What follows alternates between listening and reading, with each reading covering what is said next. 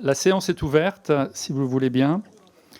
Monsieur le ministre, mes chers collègues, d'abord, monsieur le ministre, merci beaucoup, très rapidement après votre nomination, de venir nous voir. Bon, vous connaissez bien les lieux, vous êtes habitués, vous savez ce que les parlementaires peuvent apporter au débat public et à la diplomatie en particulier. Et donc, je pense qu'à aux expériences parlementaires qui sont les vôtres, vous aurez régulièrement l'envie de venir échanger avec nous et de profiter de nos réflexions pour enrichir l'action diplomatique de la France dans le monde. Un élément important également, je pense, que cette commission poursuivra dans les mois qui viennent, c'est la contribution à la diplomatie parlementaire.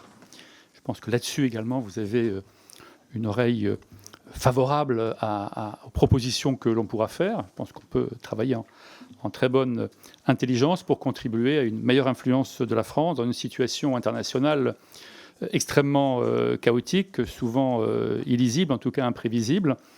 Et c'est un des points, bien sûr, le premier point que nous verrons aujourd'hui dans vos interrogations sur la situation internationale. Deuxième élément également qu'il faudra aborder, je pense, les questions que vous poserez, c'est la disposition du projet de loi de finances initial pour 2025, le PLF 2025, et notamment ce qui concerne les moyens dévolus à votre ministère. La semaine dernière, vous trouviez pour la deuxième fois depuis votre prise de fonction dans la région du Proche-Orient, notamment pour rendre hommage aux victimes du 7 octobre 2023, mais aussi pour évoquer, avec certains acteurs régionaux, les derniers développements de la crise en cours et exprimer vos inquiétudes pour les populations civiles. Vous nous direz comment la France agit, et je ne doute pas que vous serez abondamment interrogé sur ce sujet majeur de l'actualité internationale. Parallèlement, nous attendons également des éclairages sur la situation en Ukraine, confrontée à la poursuite des opérations de SAP de la Russie, sur les échéances électorales à venir en Moldavie, en Géorgie, et également les évolutions que nous attendons sur le continent africain, ou encore au Venezuela, dans l'élection présidentielle, on peut dire volée par Nicolás Maduro, n'a absolument rien réglé dans son pays, ou encore la prochaine élection américaine. Sur la question de Taïwan, les manœuvres chinoises et le rapprochement sino-russe annoncent-ils un nouveau rapport de force mondial? Quelle est pour vous l'analyse que vous portez de ce sujet-là?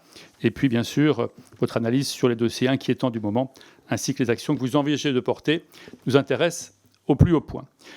Enfin, un point également au plan international, notre pays sort d'une séquence internationale très faste, après les Jeux Olympiques, les Jeux Paralympiques, le 19e sommet de la francophonie. Toute cette séquence-là a été pour la France un succès important. D'autres échéances s'annoncent-elles peut-être? Et pourriez-vous nous dire un mot sur ces éléments du rayonnement de la France dans le monde? Deuxième grand thème, je pense que vous ne manquerez pas d'interroger le ministre, l'examen du budget. Notre commission aborde ce rendez-vous avec rigueur, vigilance, mais une certaine inquiétude également quand on voit les chiffres prévisionnels du budget 2025, alors même que des engagements forts ont été pris par le président de la République en faveur du réarmement de notre diplomatie. On l'a vu dans les années 2017, 2018, jusqu'à l'année dernière. On peut dire, quand on le voit, que les projets de loi de finances 2023-2024 ont été plutôt satisfaisants. Je vois ici les commentaires qui ont été faits à l'époque et les votes qui ont sanctionné ces projets de loi de finances. 2025 s'annonce sous de moins bons auspices. Par exemple, les dotations de votre ministère devraient s'établir en y incluant l'aide publique au développement que vous gérez directement à quelques 5,75 milliards d'euros, soit une diminution globale de près d'1 milliard d'euros, soit 15,5%, ce qui est une baisse très importante. Et ça crée ici, bien sûr, des interrogations. Je pense que vous également, vous devez vous demander comment pouvoir gérer un ministère avec toutes les actions et l'efficacité que vous souhaitez, avec une baisse importante de cette nature-là. Dans le détail, peut-être quelques mots avant de vous laisser la parole, et laisser la parole, bien sûr, après à tous les commissaires. L'action extérieure de l'État subit une baisse relative de 4,3% à environ 3,34 milliards. Et là, on voit que les moyens, notamment humains, dédiés à votre diplomatie sont conservés. Donc les baisses ne sont pas complètement unilatérales, mais sont assez différentes en suivant les postes. Celles, par exemple, inscrites au programme 209 de la mission Aide publique au développement, elles se verront amputées de 855,5 millions d'euros, soit 26% à 2,4 milliards d'euros. Donc là, un effort très substantielle sur ce programme, avec un impact, bien sûr, évidemment, très important. Voilà, comme vous le savez, notre commission est attachée à ce que la France demeure particulièrement active en la matière, et vous également, je le sais. C'est pour cette raison que plusieurs amendements ont été déposés, ou le seront pour compenser ou atténuer cette baisse, ou même, je l'ai fait moi-même, déposer un amendement pour l'augmentation de 0,3 à 0,5% de la taxe sur les transactions financières pour augmenter les revenus dédiés justement à l'action extérieure de la France ou à l'aide au développement, notamment sur la taxe sur les transactions financières. Voilà. Donc, nous attendons de votre part votre point de vue sur ce budget prévisionnel, sur des éclaircissements sur les choix qui seront opérés et sur la stratégie mise en œuvre pour limiter autant que possible l'impact de cet ajustement budgétaire sur les projets d'ores et déjà engagés ou noués avec nos partenaires.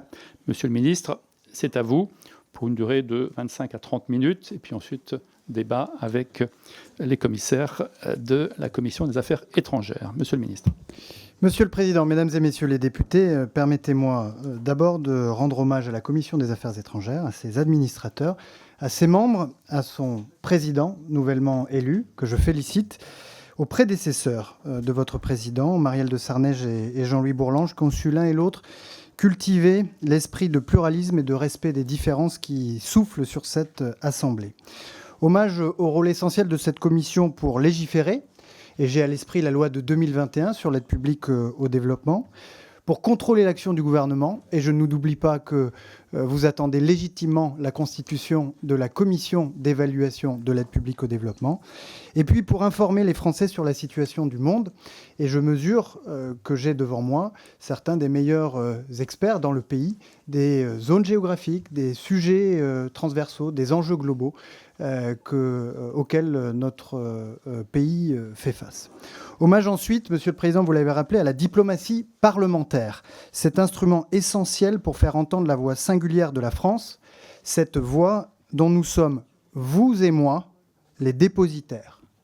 Car oui, Mesdames et Messieurs les députés, la voix de la France est singulière. C'est la voix du droit international et de la justice. Elle n'est l'otage d'aucun clan. Elle ne courbe jamais l'échine devant les puissances et devant les intérêts particuliers. Cette voix singulière, c'est celle d'Aristide Briand, portant la Société des Nations sur les fonds baptismaux. Celle de Robert Schuman, qui retentit le 9 mai 1950 dans le Salon de l'Horloge et qui fait basculer le destin de l'Europe. Celle de Maurice Couve de Mourville, artisan de la grandeur de la France et de la politique de dissuasion nucléaire. Celle d'Hubert Védrine, dénonçant l'inacceptable unipolarité du monde. Celle de Dominique de Villepin, refusant d'engager la France dans une guerre injuste en Irak. Ou encore celle de Laurent Fabius, annonçant il y a 10 ans l'adoption historique de l'accord de Paris. C'est la voix de l'équilibre, de l'humanité, de la justice, la voix qu'attendent les opprimés et que redoutent les oppresseurs. Et la voix de la France, Mesdames et Messieurs les députés, est singulière au Proche-Orient. La semaine dernière, le 7 octobre, sur le site du festival Nova, la France était aux côtés des victimes, des familles des victimes du pire massacre antisémite depuis la Shoah, pour panser les plaies et sécher les larmes. Aux côtés de la population d'Israël dans son ensemble pour lui dire que la France n'oublie pas ni les plus de 1200 victimes, dont 48 sont françaises, ni les otages, tous les otages. Erez, 11 ans, Eitan, 12 ans, Sahar, 16 ans, Mia, 21 ans, libérés après d'intenses efforts dans la joie et dans les larmes. Elia et Orion, assassinés. Ofer, 52 ans, et Odad, 50 ans, père de famille, retenu captif depuis 1 an dans la bande de Gaza avec tous ceux qui partagent leur sort. Le président de la République et le Premier ministre ont reçu leur famille le même jour. La France n'abandonnera jamais ses compatriotes. Tous les otages doivent être libérés sans condition. Parce que la France ne fait pas de distinction entre les victimes civiles, la France se tient aux côtés des Palestiniens de Gaza et de Cisjordanie depuis le premier jour. Nous avons organisé une conférence de soutien à Gaza 1 mois après le 7 octobre, qui a permis de lever 1 milliard d'euros et qui a été suivie par 5 conférences internationales de haut niveau. Nous avons été le premier pays du G7 à appeler au cessez-le-feu et avons soutenu 4 propositions de résolution du Conseil de sécurité des Nations Unies allant en ce sens. Nous avons été le premier pays occidental à prendre en charge les enfants gazaouis blessés grâce à la mobilisation des moyens du ministère des Armées. Nous avons été moteurs dans l'adoption de trains de sanctions à l'encontre des colons extrémistes et violents. Et nous sommes l'un des rares pays du monde à soutenir directement grâce au crédit budgétaire que vous serez amené à voter dans quelques semaines, l'autorité palestinienne aujourd'hui. Et nous plaidons pour une solution politique permettant aux deux peuples de vivre en paix et en sécurité. Elle passe par la création d'un État palestinien, par des reconnaissances collectives et réciproques, et par des garanties de sécurité pour Israël. Au Liban aussi, la France fait entendre sa voix. Le Hezbollah porte une lourde responsabilité dans cette situation. Il a entraîné le Liban dans une guerre que le peuple libanais n'a pas choisie. Déjà des milliers de morts, dont 2 de nos compatriotes. Déjà des centaines de milliers de déplacés, de nombreux blessés. Si nous ne faisons rien, le Liban demain pourrait ressembler à la Syrie aujourd'hui, livré au trafic de drogue, au terrorisme, avec des millions de malheureux jetés sur les routes de l'exil. C'est la raison pour laquelle nous organiserons le 24 octobre une conférence internationale en soutien au Liban pour permettre de tracer des perspectives, permettre de mobiliser l'aide humanitaire, en garantir l'acheminement, mais également accompagner les acteurs libanais dans leur désir de vivre en paix, en sécurité, dans un État fonctionnel capable d'assurer leur prospérité. La voix de la France est singulière en Ukraine. C'est en effet le destin français et le destin européen intimement liés pour lesquels nous continuons d'œuvrer et pour lesquels je continue à me mobiliser dans ce ministère. Car le combat des Ukrainiens, c'est aussi le nôtre.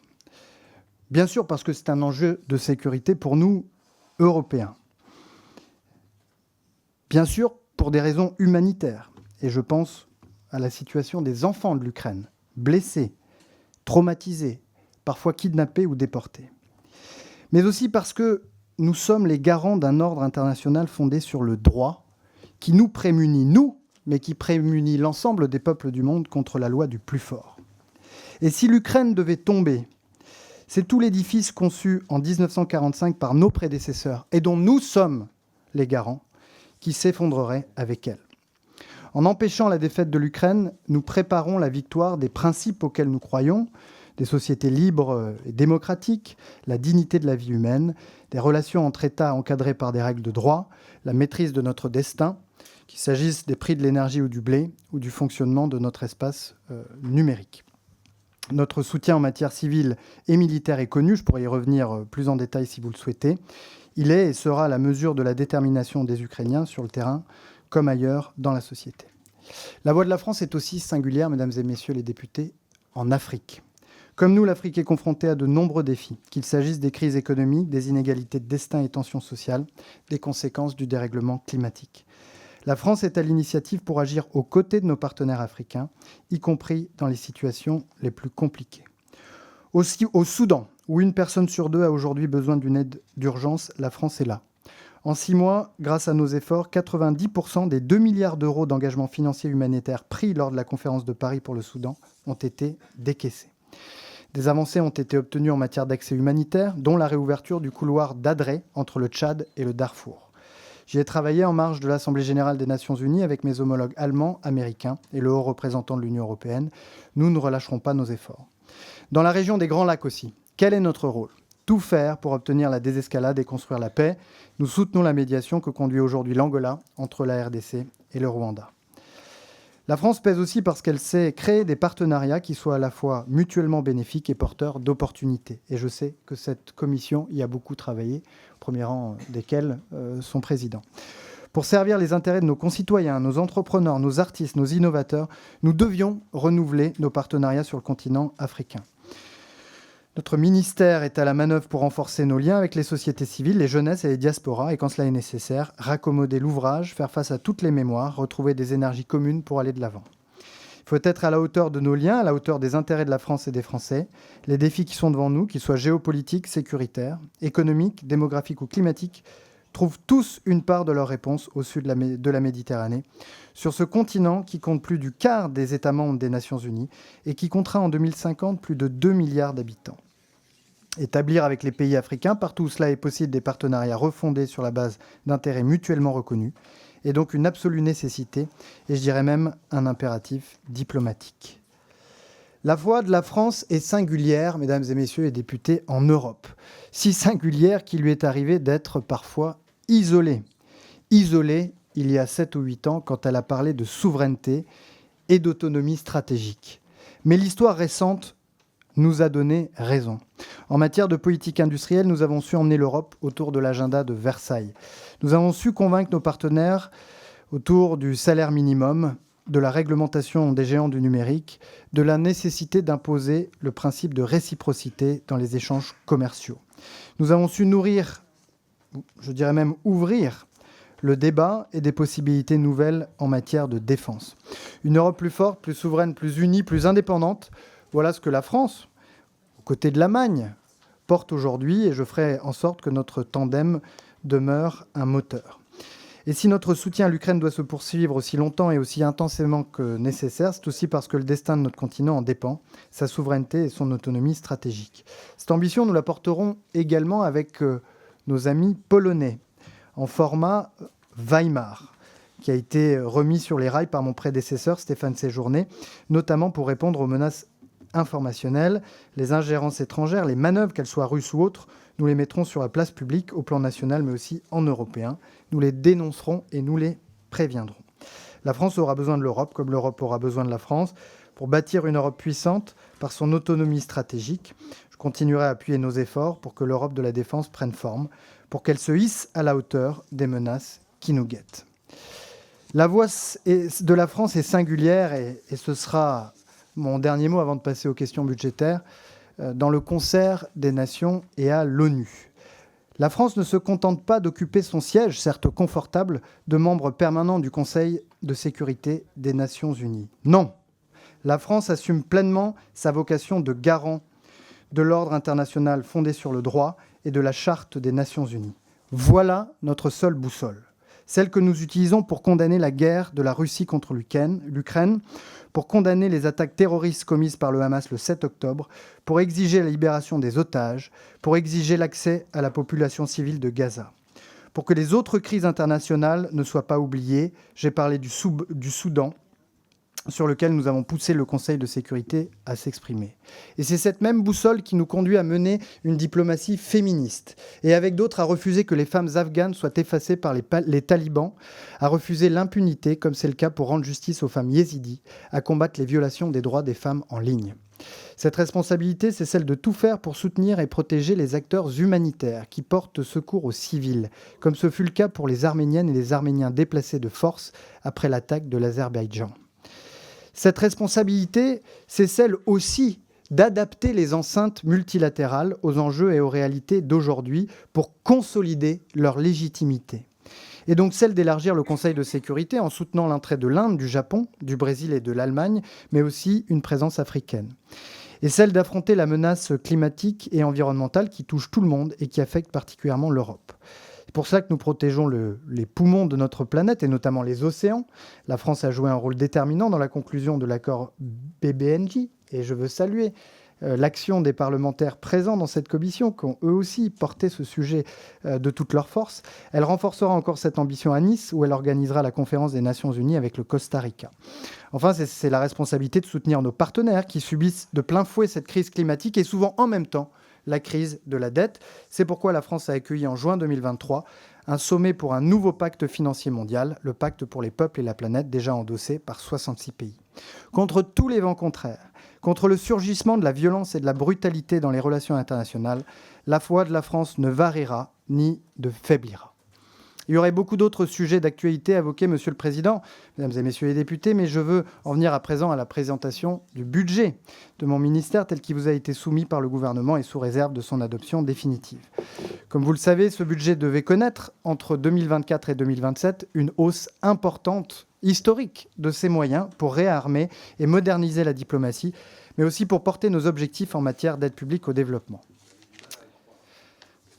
Dans le contexte budgétaire que vous connaissez, le plafond des crédits du ministère a été révisé à la baisse, comme c'est le cas pour la plupart des ministères, y compris ceux bénéficiant de lois de programmation. Mon ministère continue donc d'apporter sa contribution à l'objectif de maîtrise des finances publiques fixé par le Premier ministre. Et vous m'aurez entendu dire « continue », car comme vous le savez, le ministère a pris une part significative dans les annulations de crédits et dans les surgels décidés par le précédent gouvernement en février et juillet dernier. Le montant total de ces coupes, donc on parle de 2024 et non pas du budget de 2025, est de 880 millions d'euros, soit 12,5% de notre budget pour l'année 2024. Les 3/4 de ces économies ont concerné le programme 209, qui porte nos moyens d'aide publique au développement et qui a été ramené à son niveau de 2021. Les coupes ont porté en grande partie sur l'aide projet, c'est-à-dire notre soutien bilatéral à travers des projets en dons. Nous avions évidemment veillé à ne pas créer d'impasse, notamment pour l'Agence française de développement. Nous avons également, dans une moindre mesure, dû réduire les contributions volontaires que nous versons aux entités des Nations Unies pour conduire des projets sur des secteurs prioritaires, ainsi que les moyens de la provision pour risques majeurs, qui nous permettent de débloquer rapidement des fonds pour apporter un soutien aux pays subissant des crises aux conséquences humanitaires d'ampleur.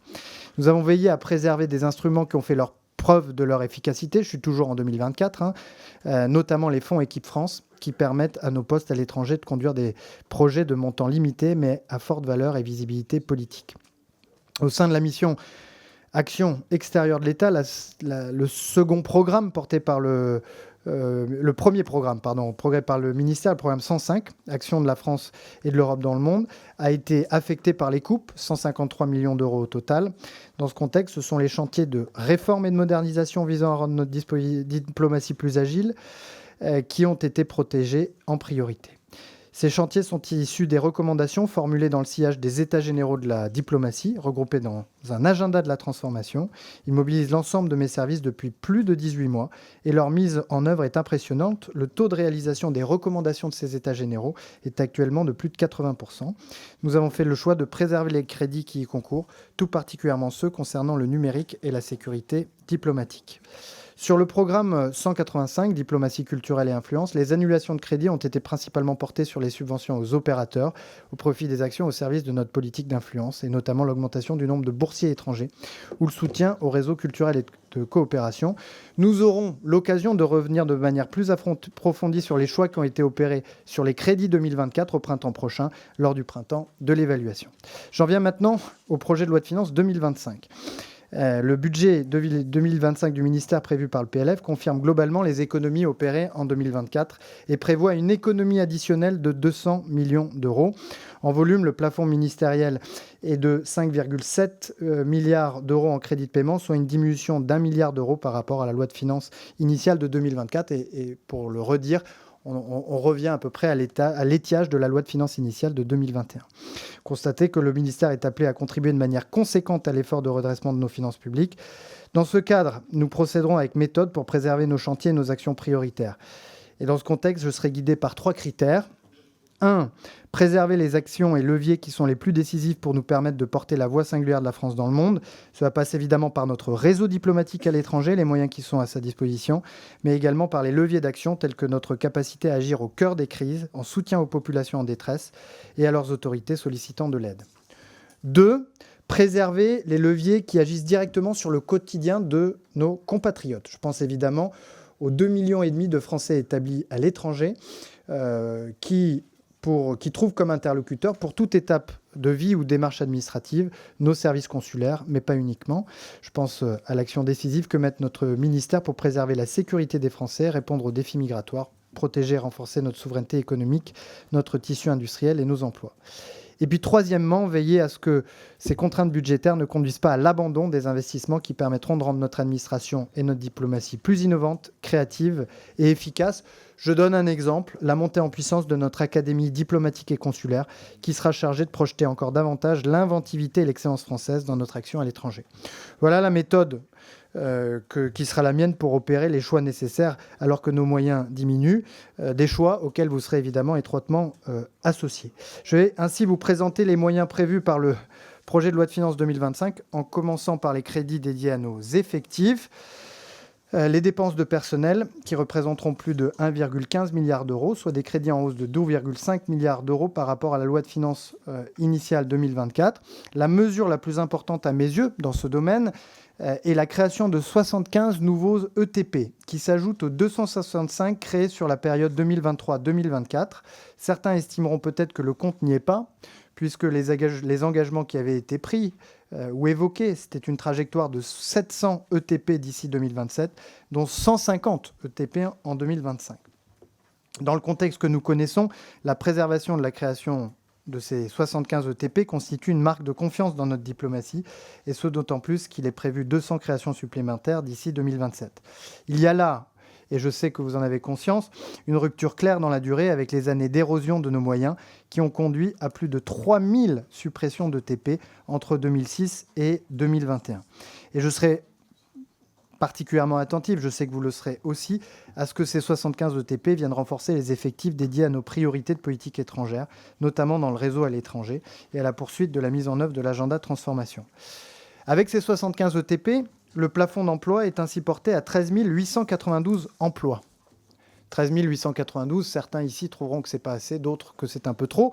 C'est l'équivalent des moyens humains de la métropole de Toulouse. Et c'est avec ces moyens humains que nous assurons le fonctionnement de plus de 170 postes diplomatiques à travers le monde. J'en viens maintenant aux 4 programmes principaux dont le ministère a la charge, en commençant par le programme 105, Action de la France en Europe et dans le monde.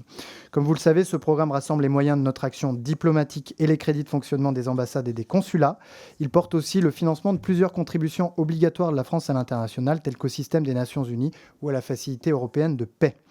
Les crédits consacrés à ces contributions internationales et aux opérations de maintien de la paix s'élèvent à 820 millions d'euros. Ils sont en baisse de 110 millions d'euros par rapport à 2024, mais cela s'explique par des facteurs externes, comme la diminution mécanique de notre contribution à la Facilité européenne pour la paix et la baisse mécanique de notre quote-part au budget régulier des Nations Unies. S'agissant des sommets internationaux qui se tiendront en 2025, 25 millions d'euros de crédits exceptionnels permettront d'assurer l'organisation notamment des 2 grands sommets, celui pour l'intelligence artificielle et celui que j'ai cité sur les océans. En second lieu, les moyens dévolus à la poursuite de la mise en œuvre de cet agenda de transformation que j'évoquais tout à l'heure voient leur ambition réduite mais préservée, afin de moderniser et renforcer notre action.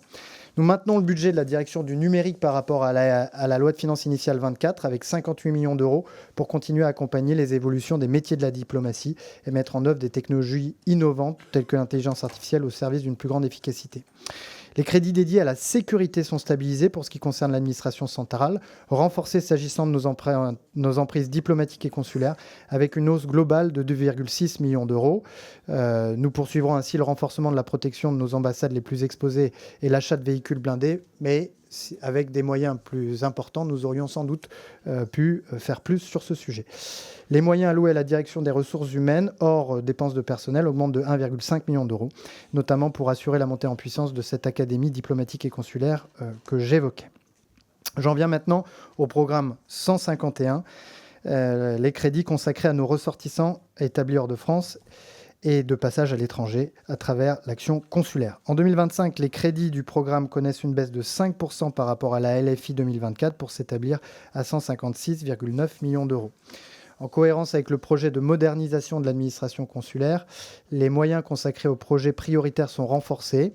Ainsi, la finalisation du registre d'état civil électronique qui permettra la production dématérialisée d'actes d'état civil et qui est prévue pour la fin de l'année 2025. En outre, nos services travaillent au développement d'une nouvelle solution de vote par Internet, plébiscitée par les électeurs lors des élections législatives. Et je termine en évoquant le projet de modernisation par la mise en œuvre du service France consulaire de réponse téléphonique aux ressortissants français de l'étranger. Ce service, dont le périmètre s'était élargi à 60 pays cette année, achèvera son déploiement en vue de la couverture mondiale à l'horizon fin 2025. S'agissant des dépenses du programme 151 hors projet de modernisation, elles sont en légère baisse. Il y a, vous les connaissez, l'enveloppe pilotée par l'Agence pour l'enseignement français à l'étranger, la EFE, concerne les aides à la scolarité et s'établit à 111 millions d'euros. Principale dépense du programme, puisqu'elle en représente 71%, ces aides continueront de permettre à nombre d'élèves à travers le monde d'accéder à nos lycées, outil fondamental de notre politique d'influence. Elle est complétée par une enveloppe de 2 millions d'euros consacrée à la poursuite de l'accompagnement des élèves en situation de handicap. Donc il y a l'AEFE, mais il y a, comme vous le savez, ensuite, dans ce programme 151, les crédits consacrés à l'action sociale de nos postes qui s'élèvent dans la copie que vous avez sous les yeux à près de 20 millions d'euros, dont 15 millions d'euros en aide directe. Troisième programme, le 185, celui qui est consacré à notre diplomatie culturelle et d'influence. Ces crédits s'établissent en 25 à 675,9 millions d'euros, soit une baisse de 6,3% par rapport à la LFI 2024, un retour à son niveau de 2023. Nous continuerons la mise en œuvre de notre feuille de route en matière d'influence en priorisant l'Europe, l'Afrique et l'Indo-Pacifique. Plusieurs actions œuvreront au rayonnement de la France à l'international. D'une part, grâce aux moyens alloués aux bourses de mobilité étudiante. Dans un contexte de compétition internationale accrue, la politique d'attractivité étudiante entreprise ces dernières années se poursuit en 2025. J'en ai exposé tout à l'heure l'utilité pour notre pays. Pour cela, la dotation de 70 millions d'euros en 2024 est maintenue en 2025 afin de contribuer à promouvoir l'attractivité universitaire et scientifique de la France à l'étranger. Nous nous efforcerons de poursuivre l'action en faveur de l'objectif de doublement des bourses à l'horizon 27, malgré les moyens plus limités qu'initialement prévus. D'autre part, à travers les établissements à autonomie financière, les EAF, dont la dotation de fonctionnement est préservée à hauteur de 45,7 millions d'euros. En outre, si, comme en 2024, l'ensemble des opérateurs a dû être mis à contribution par une légère diminution de leur dotation, les moyens consacrés à l'influence et à notre diplomatie culturelle garantissent l'inscription dans la durée de cette politique de rayonnement. J'en viens au 4e programme, celui qui est le plus affecté par les baisses, qui est le programme 109, l'aide publique au développement. Et le programme 110 qui est en tutelle partagée, si je puis dire. Sur le périmètre des programmes 209 et 110 qui portent nos principaux crédits, la mission APD avait vu ses moyens doubler entre 2017 et 2024. Ces moyens connaîtront en 2025 une baisse de 1,4 milliard d'euros par rapport à la loi de finances initiale 2024. Cela confirme les économies demandées en 2024 et en demande de nouvelles. Programme 209, consacré à la solidarité avec les pays en développement, est le principal mis à contribution. À ce stade, 857 millions d'euros de baisse par rapport à la LFI 2024, ce qui le ramène globalement à son niveau de 2021, avec 2,4 milliards de crédits de paiement en baisse de 26%. Cela va nous demander de prioriser nos engagements tout en cherchant à préserver notre place parmi les principaux acteurs de la solidarité internationale. C'est une équation exigeante, mais nous tâcherons d'essayer de la résoudre. J'insiste, notre capacité à apporter une réponse d'urgence lors du déclenchement de crises aux conséquences humanitaires graves doit demeurer un volet prioritaire de notre action. Les crédits dédiés à l'aide humanitaire s'élèveront donc à 500 millions d'euros en 2025, un montant qui sera diminué par rapport à 2024, qui prévoyait près de 900 millions d'euros début 2024. Nous espérons des débats parlementaires le maintien de la provision pour crise majeure, celle qui nous a permis d'agir face aux crises dans des délais très courts. Puis en matière bilatérale, certes, l'ambition sera revue, mais les ambassades pourront encore lancer des projets via les fonds Équipe France que j'évoquais tout à l'heure, un outil qui a fait la preuve de son efficacité. Les moyens attribués à des opérateurs pour mettre en œuvre des objectifs spécifiques, tels qu'Expertise France pour déployer un réseau d'experts techniques internationaux ou à l'international, ou encore France Média Monde pour lutter contre la désinformation, seront préservés et donc en hausse en 2025. Les crédits délégués à l'Agence française de développement, qui constitue le bloc le plus important au sein du programme 109, seront nécessairement impactés par les réductions budgétaires. Les moyens dédiés au projet de l'AFD en subvention connaîtront une baisse d'environ 250 millions d'euros en autorisation d'engagement. Ces réductions seront moindres en crédits de paiement qui sont liés à des engagements contractés lors des années antérieures. Là encore, il faudra prioriser dans la programmation de l'agence sur le plan géographique comme thématique. Enfin, en matière multilatérale aussi, nous devrons prioriser. Ces moyens nous permettent de nourrir nos partenariats avec les agences et organisations des Nations Unies, ainsi qu'avec d'autres organisations multilatérales régionales. Ces moyens garantissent l'influence française au sein des organisations financées. Ils portent des projets qui correspondent aux priorités portées par la France. Cette ligne sera en diminution de 225 millions d'euros en crédit de paiement par rapport à la loi de finances initiale 2024, s'élevant donc à 571 millions d'euros. Cet effort de hiérarchisation et de priorisation, mesdames et messieurs les députés de la Commission des Affaires étrangères, j'entends bien vous y associer étroitement et je proposerai au président Bruno Fuchs que nous puissions ouvrir très prochainement un dialogue en ce sens. S'agissant du programme 110, toujours l'aide publique au développement, qui est mise en œuvre par le ministère de l'économie, des finances et de l'industrie, il connaîtra une baisse de 617 millions d'euros en crédit de paiement par rapport à la loi de finances initiale 2024, le plaçant à 1,7 milliard d'euros, ce qui reste donc une hausse de presque 80% par rapport à son niveau de 2017. Les autorisations d'engagement du programme sont préservées afin notamment de faire face à la reconstitution de l'AID, le fonds de la Banque mondiale dédié aux pays les plus pauvres. Pour finir, 2 programmes complètent la mission d'aide publique au développement, j'ai bientôt terminé. Le programme 370 sur la restitution des biens mal acquis, ainsi que le nouveau programme 384, dont je n'ai aucun doute nous allons parler, remplaçant le Fonds de solidarité pour le développement. 370, c'est le programme budgétaire sur les biens mal acquis qui a été créé en loi de finances pour 2022. Placé sous la responsabilité du ministère des Affaires étrangères, ce programme vise à restituer aux populations concernées sous forme de projets de coopération et de développement les recettes issues de la cession de biens mal acquis par l'Agence de gestion et de recouvrement des biens saisis et confisqués. En 2025, un montant prévisionnel de 140 millions d'euros est prévu sur le programme. Il permettra de restituer aux populations guinéo-équatoriales et nigérianes des biens saisis. Et j'achève ma présentation de la mission APD en évoquant le Fonds de solidarité et de développement, programme 384, auquel nous sommes tous attachés. Il s'agit en effet d'un dispositif de financement innovant qui permet de dégager des ressources supplémentaires pour l'APD grâce à l'affectation du produit de la taxe de solidarité sur les billets d'avion et à une fraction de la taxe sur les transactions financières. Comme vous le savez, les dispositions de la loi organique du 28 décembre 2021 ont rendu nécessaire une évolution de ce dispositif. Nous avons mené, avec la Direction générale du Trésor et la Direction du budget, une analyse juridique détaillée qui a été confrontée à l'avis du Conseil d'État. Cette analyse nous a conduit à retenir parmi les options envisageables celle de la rebudgétisation des deux taxes, couplée à la création d'un programme ad hoc, le programme 384, que nous avons dénommé Fonds de solidarité et de développement, pour marquer sa continuité avec le dispositif applicable jusqu'à la fin de cette année. Ce programme sera doté de crédits à hauteur de 738 millions d'euros, soit exactement le même montant que celui correspondant jusqu'à présent aux sommes provenant de la taxe de solidarité sur les billets d'avion et la taxe sur les transactions financières qui étaient affectées. Je précise que ce programme sera exempt de toutes les mesures de régulation budgétaire mises en réserve initiale sur gel. Il s'agit donc d'une ressource disponible exactement au même niveau qu'actuellement. Je redis de la façon la plus claire possible au nom du gouvernement pour répondre à d'éventuelles et légitimes inquiétudes. La ressource du FSD sera maintenue dans la durée au même niveau qu'aujourd'hui. Le principe de l'affectation des taxes demeure donc politiquement. Monsieur le Président, Mesdames et Messieurs les députés, pardon pour cette présentation un peu longue, mais je crois qu'il était important que je puisse le faire devant vous. Vous pouvez compter sur ma détermination pour assurer la meilleure utilisation possible des moyens qui nous sont alloués. Je vous remercie de votre attention et me tiens à disposition pour répondre à toutes vos questions.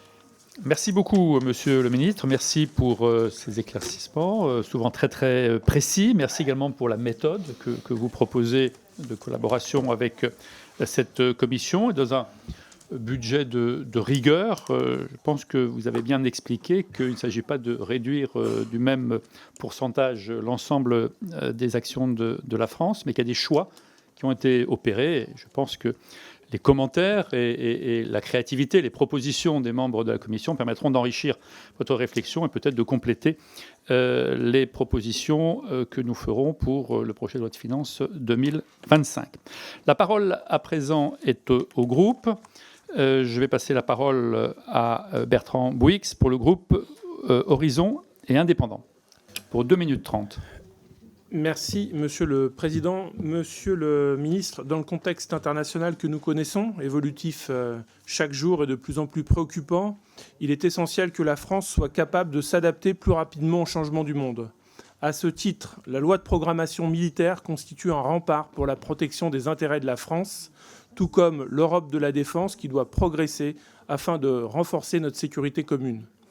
L'accélération et la multiplication des crises à travers le monde, et vous l'avez souligné dans votre intervention, en particulier à proximité de nos frontières, en Ukraine et au Proche-Orient, nous démontrent qu'il est nécessaire de mobiliser tous les moyens possibles pour que la France puisse coopérer pleinement avec ses partenaires européens. Face à ces défis mondiaux, seul un engagement fort et une collaboration étroite au sein de l'Union européenne et du Conseil de l'Europe permettront de renforcer notre sécurité, d'assurer la stabilité régionale et de défendre nos valeurs communes sur la scène internationale. Dans cette période de rigueur budgétaire, Monsieur le Ministre, pour notre pays, il est important que nous puissions pleinement soutenir l'Ukraine, dont la victoire doit être assurée dans ce conflit. Aussi, au nom du groupe Horizon, je souhaitais vous entendre, Monsieur le Ministre, sur ce sujet. Quel impact les économies prévues par la France pourraient avoir sur nos actions humanitaires et diplomatiques en faveur de Kiev et comment garantir que ces efforts essentiels ne soient pas compromis. Merci. Merci, Monsieur le Ministre. Première réponse sur un format identique, mais peut-être avec un peu plus de delta que pour les questions. Merci beaucoup, Monsieur le Président. Monsieur le député, le soutien de la France à l'Ukraine a été constant depuis 2 ans et demi. Je l'évoquais, c'est une question de sécurité pour nous autres Européens. C'est une question, s'agissant de l'humanitaire, c'est une question morale de soutien à des populations civiles qui sont extrêmement durement éprouvées par les frappes constantes de la Russie depuis 2 ans et demi. Et puis c'est une question de garantie de l'ordre international fondé sur le droit. Nous avons, sur le plan militaire, apporté à l'Ukraine un certain nombre de garanties qui ont été consacrées dans un accord signé avec l'Ukraine au printemps dernier, qui a donné lieu d'ailleurs à un débat au Parlement et qui se traduit aujourd'hui très concrètement par de la formation d'une brigade. Et le président de la République, le ministre des Armées, se sont rendus à la rencontre des 2300 militaires ukrainiens formés sur le territoire national. Et puis la poursuite du transfert de matériel. S'agissant du soutien civil et humanitaire à l'Ukraine, il continuera sur le même registre que ce que nous avons fait depuis 2 ans et demi. La semaine dernière, nous annoncions, ce n'est pas toujours des grosses annonces, ce n'est pas toujours des mesures qui sont extrêmement coûteuses, mais elles peuvent être aussi très pertinentes, utiles et envoyer un message important. Je le dis de l'annonce que nous avons faite il y a 10 jours de la création de 2 centres destinés à accueillir les enfants traumatisés ou les enfants déportés de l'Ukraine. Nous avons un peu plus tôt dans l'année annoncé la création d'un fonds de 200 millions d'euros visant à accompagner l'investissement des entreprises européennes en Ukraine, qui vient d'être ratifié par le Parlement ukrainien et qui va pouvoir être saisi par les entreprises françaises. Donc vous pouvez compter sur notre détermination pour poursuivre le soutien militaire, même s'il relève en grande partie du budget du ministère des Armées, mais le soutien dans le domaine humanitaire, c'est l'exemple que j'évoquais sur les enfants, et dans le domaine de la reconstruction, avec par exemple ce fonds de 200 millions d'euros qui est maintenant prêt à l'emploi. Merci, Monsieur le ministre. La parole est à présent pour le groupe Liberté, Indépendants, Outre-mer et Territoires, Estelle Youssouffa. Ensuite, nous entendrons Jean-Paul Lecoq et Sébastien Chenu. Merci, Monsieur le Président. Je vous présente au nom du groupe LIOT nos félicitations pour votre élection à la tête de notre commission. Et dans la même veine, Monsieur le Ministre, le groupe LIOT vous félicite pour votre nomination au Quai d'Orsay. C'est un peu les chaises musicales. Nous vous souhaitons à tous deux plein de succès dans vos missions. Monsieur le Ministre, vous savez que je porte avec obstination devant notre ministère la question de la revendication comorienne de Mayotte des ingérences étrangères sur mon territoire. Je dénonce ici la relation incestueuse France-Comore, l'inefficacité de notre politique de coopération avec Moroni et l'absence d'efforts de votre ministère pour défendre la reconnaissance de Mayotte française dans les instances internationales. Ma première question concerne l'organisation des Jeux de la Commission de la Jeunesse et des Sports de l'Océan Indien qui s'est réunie la semaine dernière pour confirmer que les sportifs mahorais ne pourront toujours pas, aux Jeux de 2025, arborer le drapeau français ni chanter la Marseillaise. Pourquoi la France continue-t-elle de financer avec l'aide au développement les programmes sport et jeunesse des Comores, des Seychelles, de Madagascar ou de l'île Maurice qui refusent de reconnaître Mayotte française ? De manière plus large, votre ministère va-t-il revoir son programme d'aide aux Comores alors que depuis l'accord de coopération avec Moroni, les reconduites à la frontière ont baissé, contrairement à ce qui était prévu grâce à cette coopération ? Les Comores continuent et augmentent leur pression sur Mayotte et trouvent de nouveaux alliés pour leur propagande d'annexion de notre territoire. Preuve en est l'organisation d'une conférence en Azerbaïdjan au début du mois de septembre, avec la participation d'une délégation comorienne venue vomir sur Mayotte et mettre la France en accusation, comme elle l'a fait, je le rappelle, en Nouvelle-Calédonie. Il n'y a eu aucune réaction officielle de notre pays. Monsieur le ministre, qu'allez-vous faire contre les ingérences comoriennes et azerbaïdjanaises à Mayotte ? Pour reprendre vos propres propos, allez-vous prioriser et hiérarchiser vos engagements d'aide publique au développement et profiter de leur réduction pour enfin sanctionner les Comores qui sont ouvertement anti-françaises et arrêter l'aide financière au régime corrompu du général Azali ? Je vous remercie. Merci. Monsieur le ministre, c'est à vous sur ce sujet que la Commission a à plusieurs reprises déjà discuté et sur lequel les parlementaires sont certainement prêts à s'engager à côté, avec vous ou différemment. Mais en tout cas, c'est un sujet, un moment sur lequel il va falloir qu'on prenne des positions. Merci, Monsieur le Président. Madame la députée, pour votre question. Défendre Mayotte, c'est réduire la pression migratoire, comme vous l'avez évoqué en introduction. Vous le savez, nous avons négocié en 2019 un accord qui permet d'opérer 25 000 reconduites par an vers les Comores. Il permet aussi de lutter avec les Comoriens contre les départs de migrants illégaux. Nous en empêchons 6 000 par an. Puis défendre Mayotte, c'est aussi, comme vous l'avez rappelé, défendre la souveraineté française. Et nous sommes mobilisés pour que personne ne conteste le fait que Mayotte, c'est la France. Et depuis 30 ans, aucune résolution de l'Assemblée générale des Nations unies ne remet plus en cause la souveraineté française à Mayotte. Vous évoquez la question de l'aide publique au développement. Je voudrais simplement rappeler que la France met en œuvre aux Comores un programme d'investissement avec un total d'engagement de l'AFD qui atteint 230 millions d'euros en 2024. Cet investissement qui concourt au développement des Comores et à l'amélioration des conditions de vie des Comoriens a pour objectif de réduire l'immigration en agissant sur ces causes profondes. En appuyant les Comores dans le domaine de la santé notamment, nous œuvrons au développement de filières, d'activités génératrices d'emplois durables, de services publics. Et c'est aussi comme ça que nous dissuaderons durablement les départs. Sur le sujet des ingérences étrangères, je vous remercie de le soulever. C'est un sujet que beaucoup de diplomaties autour du monde sous-estiment, mais que nous avons pris à bras-le-corps avec d'abord la création de Viginum, un service placé auprès du SGDSN, dont la spécialité est de détecter et d'attribuer les manœuvres informationnelles, et puis par la création au sein de la direction de la communication et de la presse du ministère de l'Europe et des Affaires étrangères, d'une sous-direction chargée de la veille et de la stratégie.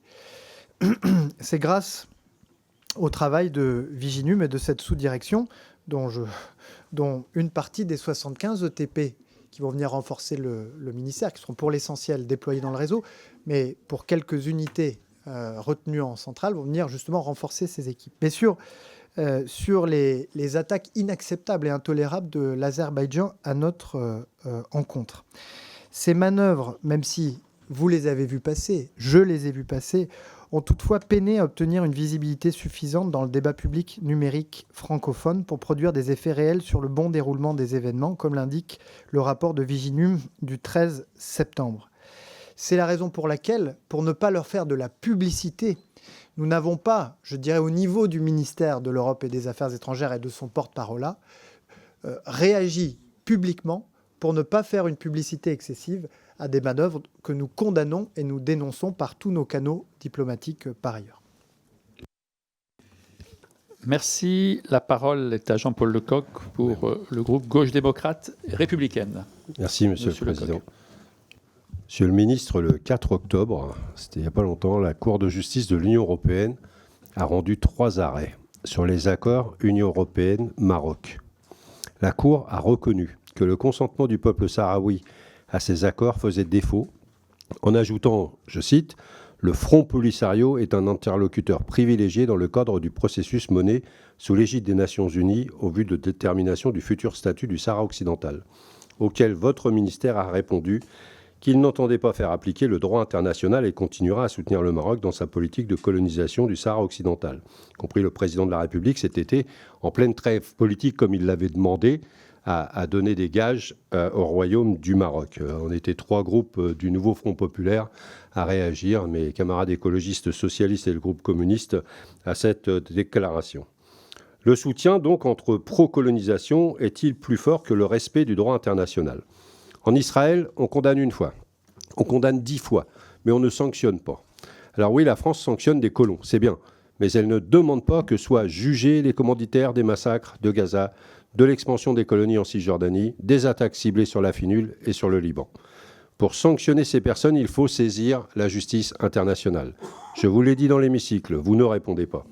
Enfin, vous m'avez rappelé l'aide humanitaire envoyée par la France en Palestine et au Liban, et vous l'avez fait encore tout à l'heure, mais ça ne fera pas cesser les attaques. Souvent, on utilise les termes 2 poids, 2 mesures. Et on l'avait fait dans un rapport sur l'ONU, et on avait été inspiré dans ce rapport sur l'attitude de l'Union européenne par rapport à la Russie qui a envahi l'Ukraine, où les sanctions ont été très vite prises, sanctions économiques, sanctions contre les politiques qui avaient pris des décisions.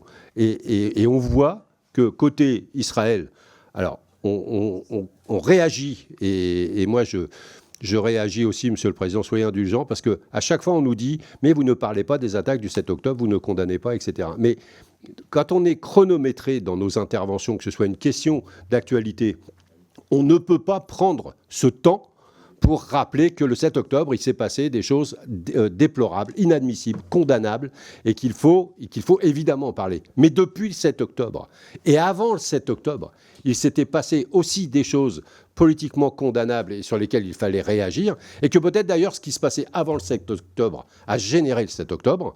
Et donc, mais ça, on n'avait pas le droit de le dire, le 7 octobre, souvenez-vous-en. Et donc, aujourd'hui, on a besoin de clarté. Et aujourd'hui, un État mène une politique terroriste qui sème la terreur dans toute la région, qui bombarde aveuglement et tue des civils. C'est contraire au droit de la guerre, c'est contraire au droit international et il nous faut prendre des sanctions. Ouais, mais justement, j'ai parlé du 7 octobre, ça prend un petit peu de temps. Quant à la suspension des accords commerciaux avec Israël, vont-ils avoir lieu? Non, mais je vais reprendre la parole plusieurs fois, 2 minutes, pour les questions suivantes, parce que l'ordre du jour est chargé. Donc je me inscris déjà pour le coup suivant. C'est-à-dire la semaine prochaine. Non, c'est compris. Bon, merci. Merci. Je vous ai laissé 30 secondes de plus. Voilà. Mais sans porter, bien sûr, d'avis public sur ce que vous avez dit, mais ne pouvez pas invoquer la durée de 2 minutes 30. Quand il y a des choses importantes à dire, on peut le dire en 2 minutes 30. Très bien. Mais vous prendrez la parole tout à l'heure. Voilà. Non, ce que je voulais dire, n'invoquez pas le temps de parole pour ne pas dire des choses qui sont essentielles. Quand c'est essentiel, on trouve toujours le temps dans les 2:30. Voilà. Merci, Monsieur le Président et Monsieur le député. Donc, le Maroc, les sanctions et la justice internationale. Sur le Maroc, les arrêts récents de la Cour de justice portent sur le traitement spécifique qui doit être accordé aux produits issus du Sahara occidental, qui est en droit international un territoire non autonome. La Cour ne remet pas en cause la possibilité de conclure avec le Maroc des accords applicables à ces produits. Elle pose certaines conditions auxquelles l'Union doit répondre. Bon, nous avons, en réaction à ces arrêts, appelé les institutions européennes et nos partenaires de l'Union à poursuivre les travaux pour renforcer nos échanges, notamment économiques, avec le Maroc et préserver les acquis du partenariat dans le respect du droit international. Ce que le président de la République, mais vous le savez, M. Lecoq, a écrit à Sa Majesté le roi du Maroc à l'occasion de la fête du trône, c'est que la France est déterminée à accompagner les efforts du Maroc en faveur du développement économique et social du Sahara occidental au bénéfice des populations locales. Sur les sanctions à l'encontre des colons extrémistes et violents, je partage votre préoccupation sur ce qui se passe aujourd'hui en Cisjordanie, qui fragilise considérablement la possibilité que nous appelons de nos voeux depuis 1 an d'une solution avec 2 États vivant côte à côte en paix et en sécurité. C'est pourquoi nous avons d'abord, à titre national, désigné 28 individus que nous avons sanctionnés. Et nous avons ensuite, dans une position que je n'hésite pas à décrire comme un pivot au sein des institutions européennes, entraîné l'Europe à adopter 2 trains de sanctions à l'encontre de personnes physiques ou morales associées au mouvement des colons extrémistes et violents. Et aujourd'hui, nous poussons pour l'adoption d'un 3e train de mesures à l'encontre des colons. Mais vous le savez, parce que vous suivez, je le sais, vous suivez attentivement les débats qui ont lieu au niveau européen. C'est un travail de conviction acharné que nous menons pour rallier à nos positions certains États membres qui, je dirais, ne sont pas tout à fait sur les mêmes positions que les nôtres. Quant à l'accord d'association, vous savez que le haut représentant pour la politique étrangère a souhaité en faire une revue, ou en tout cas une revue du respect par les parties et des obligations afférentes à cet accord d'association. Et nous attendons qu'il nous présente le résultat de ce travail. Quant à la justice internationale, et j'en finirai très rapidement, simplement vous dire que là encore, la France est à sa place quand elle défend l'indépendance de la Cour pénale internationale, de la Cour internationale de justice, qui, au moment où elles ont rendu certaines de leurs décisions, ou au moment où leurs procureurs ont pris un certain nombre de décisions, ont été pourtant très fortement attaquées.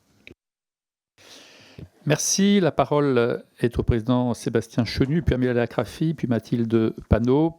Sébastien Chenu pour le Rassemblement national. On est toujours dans la procédure tourniquet. Il y a un bureau demain et je dirais un peu les éclairages que le bureau a décidé de donner sur ce sujet. Merci, Président. Oui, Monsieur le Ministre, nous, les réserves que nous manifestons sur la diplomatie française, tant sur le fond que sur la forme, elles sont évidemment liées à celui qui incarne cette diplomatie, qui n'a cessé, à nos yeux, de semer le trouble, d'abîmer et d'affaiblir la voix de la France, c'est-à-dire le Président de la République. Je vous donne plusieurs exemples sur lesquels j'aimerais avoir votre vision des choses. Le dossier ukrainien, d'abord. Emmanuel Macron a semé la confusion en Europe en suggérant l'envoi de troupes occidentales en Ukraine sans consultation préalable. Ça a été rejeté par nos alliés traditionnels, les États-Unis, l'Allemagne. Ça nous a isolés, ça nous a donc affaiblis, ça a affaibli nos positions. Et ça avait été qualifié à l'époque d'ambiguïté stratégique. Ça laisse rêveur. Le dossier africain, en voulant se repositionner au Sahel, il a précipité la déstabilisation de nos relations avec des pays stratégiques comme le Mali et un recul, là encore, de notre influence dans cette région qui maintenant tombe sous la coupe finalement d'acteurs comme celle des milices Wagner. Là encore, quel bilan? Le Liban. Après l'explosion tragique, Emmanuel Macron avait fait beaucoup de communications, de grandes envolées, de grands discours pour promettre des réformes, une nouvelle ère. Là encore, pas grand-chose, voire rien. Le bilan est catastrophique aujourd'hui pour le Liban. Il n'y a pas de solution viable ou durable. Un échec également de la diplomatie personnelle de Jean-Yves Le Drian. Beaucoup de communication, peu de résultats. Et puis Israël, évidemment, malmené, lâché par un discours cynique au moment le plus malvenu qui a abîmé notre image, qui donne un sentiment d'abandon à un pays ami, renforcé par évidemment un discours rapporté aujourd'hui par la presse au Conseil des ministres concernant Israël, qui est loin, je vous le dis, d'être le discours d'un pays ami. Et puis enfin, la réforme dramatique du corps diplomatique.